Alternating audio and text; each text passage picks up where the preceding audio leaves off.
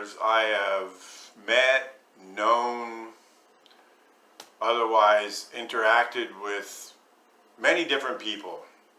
I even did it today. I spoke with my wife. So if any of what I'm about to say sounds familiar, because you know me or you've had an interaction with me, please don't be offended by it, because I'm just a collection of a lot of things, a lot of experiences, a lot of interactions, a lot of friendships, relationships, and all that stuff. So it goes to a lot of things I say. So you might see something, if you know me or you've interacted with me, you might see something that has to do with what we talked about. So please don't take it offensive, because I'm talking about something that's kind of controversial. It's a strong opinion I have about our view on God. And I recently got a new insight, or kind of added insight to what I saw a couple of years ago. I made a video on it that was titled something like "People Behave Like the God They Believe In, Just Listen." And the added part of it is people will act like the God they hate. It doesn't have to be God. I had some people in my life when I was young that I really had contempt for, and pretty soon I saw that the attributes or the characteristics they had, I was duplicating. I was basically acting out the things about them that I was judging and hating, or whatever word you want to use. I wasn't fond of them, and I found myself doing that thing. I think this is biblical. I think Romans 2:2 addresses this, at least in some sense. It's not something we need to delve into. I just think it's something we should be aware of, because I'm still susceptible to it. Any one of us is. I still judge. I do. I just try to be aware of it. I'm not going to sit here and say, I will never judge. I will always love. I will only this. I will never that.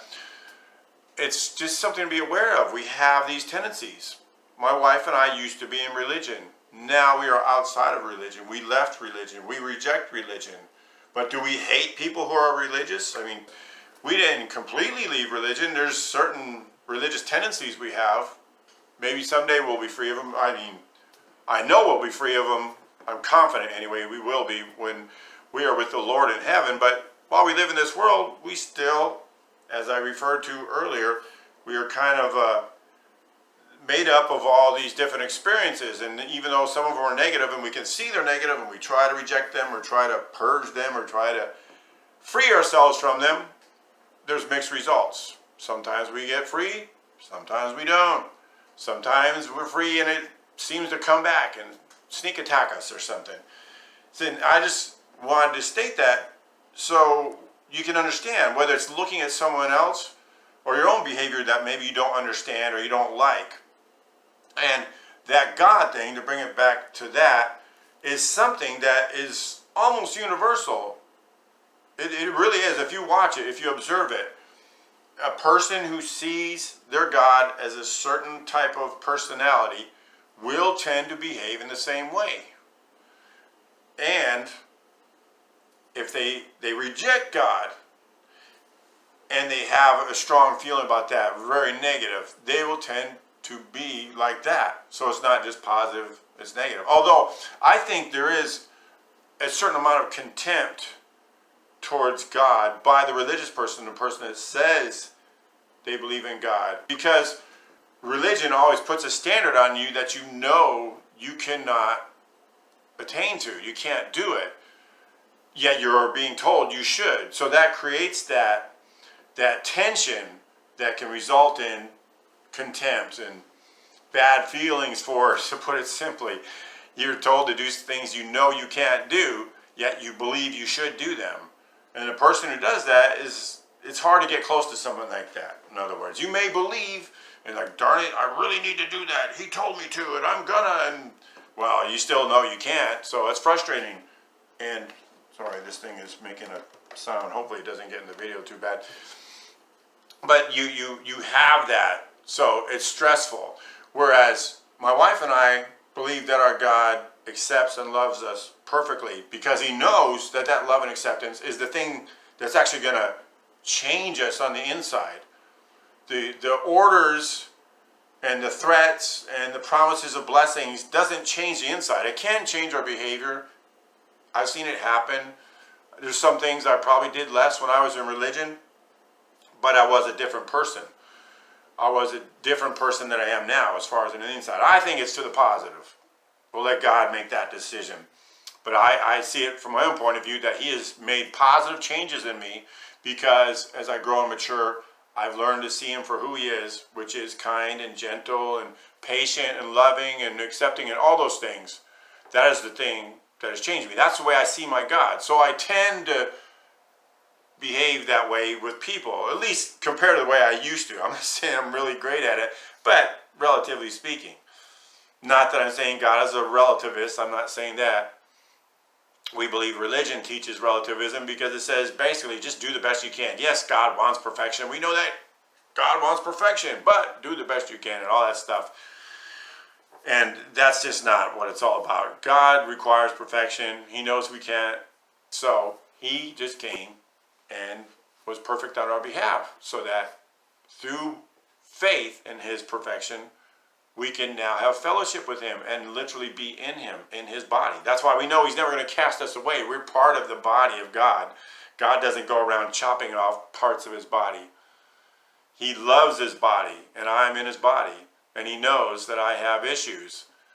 He just knows the way to deal with them isn't by being this tyrannical one, to put it in a general sense of what most religion has it, who promises some great blessings or threatens these other beatings and cursings if you don't behave. But just to bring it to a close here, to be aware of that. However you view your God, you tend to behave the same way. And it's just ironic to me that even people who hate him say he doesn't exist, and if he did, I would reject him anyway.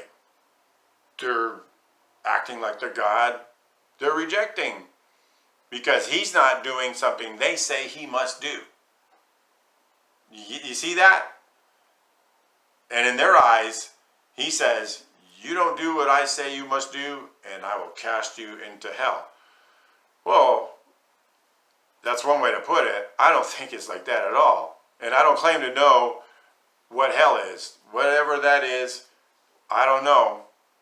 I just don't see why someone who rejects God and wants nothing to do with him would even want to be with him after this life is over.